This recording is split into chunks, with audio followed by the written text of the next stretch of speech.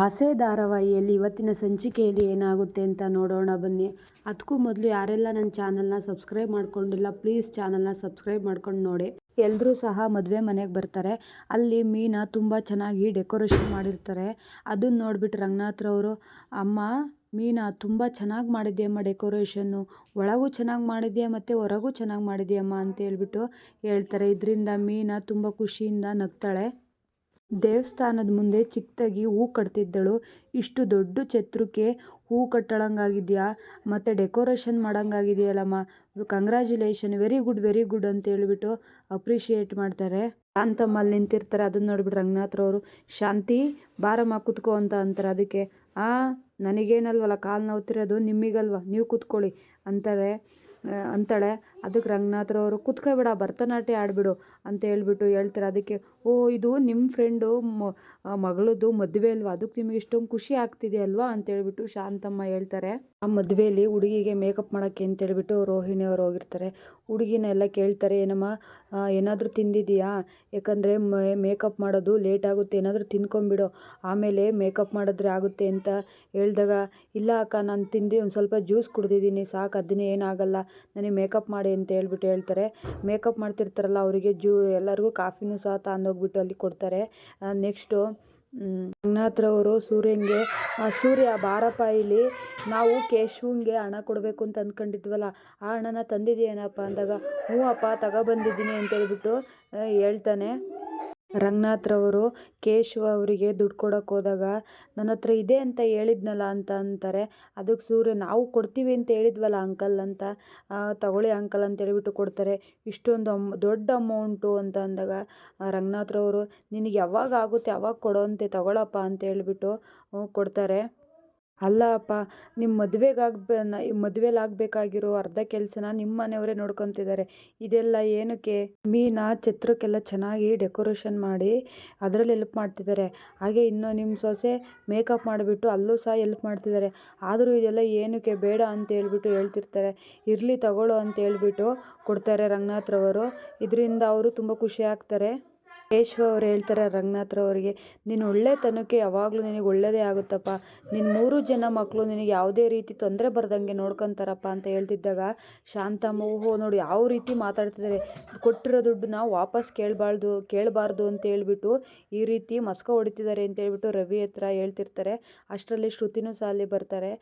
ಅತ್ತೆ ಮತ್ತೆ ಕೊಡಬೇಕು ಅಂತ ಹೇಳ್ಬಿಟ್ಟು ಕೊಡ್ತಾರಲ್ಲ, ಅದು ದುಡ್ಡು ಮಾವ ಅವರಿಗೆ ಸಹಾಯ ಮಾಡ್ತಿರೋದು ಅಂತ ಅಂದಾಗ, ಎಲ್ಲರೂ ಅದೇ ಥರ ಮಾತಾಡಿ ಅಂತ ಹೇಳ್ಬಿಟ್ಟು ಶಾಂತಮ್ಮ ಹೇಳ್ತಾರೆ. ಮೀನಾ ಹೇಳ್ತಾರೆ, ಅಂಕಲ್ ಇನ್ನೂ ಏನಾದರೂ ಕೆಲಸ ಇದ್ದರೆ ಹೇಳಿ ಅಂಕಲ್, ನಾವು ಮಾಡ್ತೀವಿ ಅಂದಾಗ, ಅಯ್ಯೋ ಅಮ್ಮ ನಿಮ್ಮ ಕೈಲಿ ಕೆಲಸ ಮಾಡ್ಸೋಕ್ಕಾಗುತ್ತಾ, ನೀವು ಈ ಮದುವೆಗೆ ಬಂದಿರೋ ಚೀಫ್ ಗೆಸ್ಟ್ ಅಂದಾಗ ಎಲ್ಲ ಸಹ ನಗ್ತಾರೆ. ಹೋಗ್ಬಿಟ್ಟು ಮೊದಲು ತಿಂಡಿ ಮಾಡಿ ಆಮೇಲೆ ಹೇಳ್ತೀನಿ ಏನಾದರೂ ಕೆಲಸ ಇದ್ದರೆ ಅಂತ ಹೇಳ್ತಾರೆ. ಇಲ್ಲಿಂದ ಎಲ್ಲ ತಿನ್ನೋಕ್ಕೆ ಅಂತ ಹೇಳ್ಬಿಟ್ಟು ಹೋಗ್ತಾರೆ. ಅಲ್ಲಿ ಮನೋಜ್ ಎಲ್ರಿಗಿಂತಲೂ ಮೊದಲೇ ಟಿಫನ್ ತಿಂತ ಕೂತಿರ್ತಾನೆ. ಅದನ್ನ ನೋಡಿಬಿಟ್ಟು ಎಲ್ಲರೂ ಸಹ ಅವನನ್ನು ಕಿಂಡಲ್ ಮಾಡ್ತಾರೆ. ರಂಗನಾಥ್ರವರು, ಆ ಮನೋಜನ್ನು ಕರಿಬೇಕಾಗಿತ್ತು ಕಣಪ್ಪ, ಅವನೊಬ್ಬನೇ ಆಗಿಬಿಡ್ತಾನೆ ತಿಂಡಿ ತಿನ್ನೋಕ್ಕೆ ಅಂತ ಅಂದಾಗ, ಅಪ್ಪ ರವಿ ಹೇಳ್ತಾರೆ, ರವಿ ಹೇಳ್ತಾನೆ, ಅಯ್ಯೋ ಅಪ್ಪ ಅವನೆಲ್ಲಿ ಅದಕ್ಕೆ ಬಿಟ್ಟು ತಿನ್ನಲ್ಲ, ಅದಕ್ಕೆ ಬಿಟ್ಟು ತಿಂದರೆ ಅಂತ ಹೇಳ್ಬಿಟ್ಟು ಆ ಕಡೆ ನೋಡ್ತಾರೆ. ಅಷ್ಟರಲ್ಲಿ ಮನೋಜ ತಿಂಡಿ ತಿಂತಿರೋದು ನೋಡಿಬಿಟ್ಟು ಆಶ್ಚರ್ಯ ಆಗುತ್ತೆ ಅವನಿಗೆ. ಅಣ್ಣ ಅಲ್ಲಿ ನೋಡೋ ಅಣ್ಣ ಅಂತ ಹೇಳ್ಬಿಟ್ಟು ಸೂರ್ಯಂಗೆ ಹೇಳಿದಾಗ ಸೂರ್ಯನೂ ಸಹ ನೋಡ್ಬಿಟ್ಟು ಆಶ್ಚರ್ಯ ಆಗ್ಬಿಟ್ಟು, ಅಪ್ಪ ಅಂತ ಹೇಳ್ಬಿಟ್ಟು ನೋಡೋದ ಅಂತ ಹೇಳ್ತಾನೆ. ರಂಗನಾಥ್ರವ್ರು ಸಹ ಆಶ್ಚರ್ಯವಾಗಿ ನೋಡ್ತಾರೆ, ಏನು ಎಲ್ಲರಿಗಿಂತ ಮೊದಲೇ ಬಂದು ತಿಂತಿದ್ದಾನಲ್ಲ ಅಂತ. ಮೀನಾ ಹೂವಿನ ಹಾರ ಥರ ಕೇಳಿರ್ತಾಳೆ. ಅದನ್ನ ಅವ್ರ ಫ್ರೆಂಡು ತಂದು ಕೊಟ್ಟಿರ್ತಾರೆ. ಅದನ್ನ ನೋಡಿಬಿಟ್ಟು ತುಂಬ ಚೆನ್ನಾಗಿ ಕಟ್ಟಿದೆಯಮ್ಮ ಅಂತ ಹೇಳ್ತಾಳೆ ಮೀನಾ. ಅದಕ್ಕೆ ಈ ಛತ್ರ ಡೆಕೋರೇಷನ್ ತುಂಬ ಚೆನ್ನಾಗಿದೆ ಅಕ್ಕ ಅಂತ ಹೇಳ್ಬಿಟ್ಟು ಅವ್ರು ಮತ್ತೆ ಮೀನಾಗೆ ರಿಟರ್ನ್ ಹೇಳ್ತಾರೆ. ರೋಹಿಣಿ ಮದುವೆ ಹೆಣ್ಣಿಗೆ ಮೇಕಪ್ ಮಾಡಿರ್ತಾಳೆ, ಅದು ತುಂಬ ಚೆನ್ನಾಗಿರುತ್ತೆ. ಅದನ್ನು ನೋಡಿಬಿಟ್ಟು ಮೀನಾ, ರೋಹಿಣಿ ಅವರೇ ಮೇಕಪ್ ತುಂಬ ಚೆನ್ನಾಗಿ ಮಾಡಿದ್ದೀರಾ ಅಂತ ಹೇಳಿದಾಗ ಥ್ಯಾಂಕ್ಸ್ ಅಂತ ಹೇಳ್ತಾಳೆ.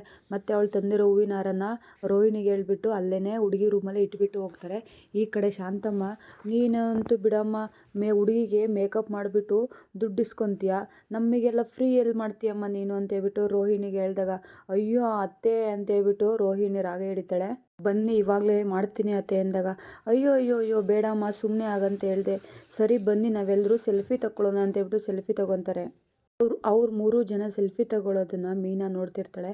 ಅದನ್ನ ನೋಡ್ಬಿಟ್ಟು ಶ್ರುತಿ ಬನ್ನಿ ಮೀನವ್ರೆ ನೀವು ಅಂತ ಹೇಳ್ಬಿಟ್ಟು ಕರೆದಾಗ ಅಷ್ಟರಲ್ಲಿ ಶಾಂತಮ್ಮನವರು ಅಯ್ಯೋ ನನಗೆ ಹಶು ತಡೆಯೋಕ್ಕಾಗ್ತಾಯಿಲ್ಲ ಅಂತ ಹೇಳ್ಬಿಟ್ಟು ಬಾರಮ್ಮ ನೀನು ಹಶು ತಡೆಯಲ್ಲ ಅಂತ ಹೇಳ್ಬಿಟ್ಟು ಅಲ್ಲಿಂದ ರೋಹಿಣಿನ ಕರ್ಕೊಂಡ್ಬಿಟ್ಟು ತಿಂಡಿ ತಿನ್ನೋಕ್ಕೆ ಹೋಗ್ತಾರೆ. ಇದನ್ನ ನೋಡಿಬಿಟ್ಟು ಶ್ರುತಿ ಅಯ್ಯೋ ಬನ್ನಿ ಅಕ್ಕ ಅತ್ತೆದಿದ್ದಿದ್ದೆ ಅಂತ ಹೇಳ್ಬಿಟ್ಟು ಹೇಳ್ತಾರೆ. ಶಾಂತಮ್ಮ ಮತ್ತು 3 ಜನ ಸೊಸೆಯರು ಸಹ ಸೇರ್ಕೊಂಡ್ಬಿಟ್ಟು ತಿಂಡಿ ತಿಂತಿರ್ತಾರೆ. ಅದನ್ನ ನೋಡಿಬಿಟ್ಟು ಸೂರ್ಯ ಅವ್ರ ಅಪ್ಪನಿಗೆ ತೋರ್ಸೋಕ್ಕೆ ಅಂತ ಅಪ್ಪ ಬಾರಪ್ಪ ಇಲ್ಲಿ ನಿನಗೇನೋ ಒಂದು ತೋರಿಸ್ಬೇಕು ಅಂತ ಹೇಳ್ಬಿಟ್ಟು ರವಿ ಮತ್ತು ಮನೋಜ ಮತ್ತು ಸೂರ್ಯ ಎಲ್ಲರೂ ಸಹ ಅಲ್ಲಿಗೆ ಹೋಗ್ತಾರೆ. ಸೂರ್ಯ ಹೇಳ್ತಾನೆ ಅಪ್ಪ ನೋಡಪ್ಪ ಸಕ್ಕರೆ ಯಾವತ್ತಾದರೂ ಈ ಥರ ಮಾಡಿದಾರ 3 ಜನ ಸೊಸೆಯಂದ್ರ ಜೊತೆ ಇವತ್ತೇನೆ ಕುತ್ಕೊಂಡ್ಬಿಟ್ಟು ಭೋಜನ ಸವಿತಿದ್ದಾರೆ ಅಂತ ಹೇಳ್ಬಿಟ್ಟು ಎಲ್ಲರೂ ಸಹ ಖುಷಿಯಿಂದ ನಗ್ತಾರೆ.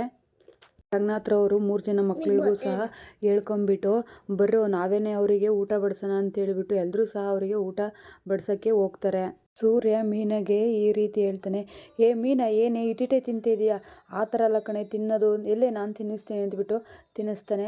ಅದನ್ನ ನೋಡಿಬಿಟ್ಟು ಮನೋಜ ಏನು ಸೂರ್ಯ ನೀನು ನಿನ್ನ ಹೆಂಡತಿ ತಿನ್ನಿಸ್ತಿದ್ಯಾ ಅಂತ ಅಂದಾಗ ಹೌದು ಕಣೋ ನಾನು ನನ್ನ ಹೆಂಡತಿ ತಿನ್ನಿಸ್ತಿದ್ದೀನಿ ಬೇಕಾದ್ರೆ ನೀನು ನಿನ್ನ ಹೆಂಡತಿ ತಿನ್ನಿಸು ಅಂತ ಹೇಳ್ತಾನೆ.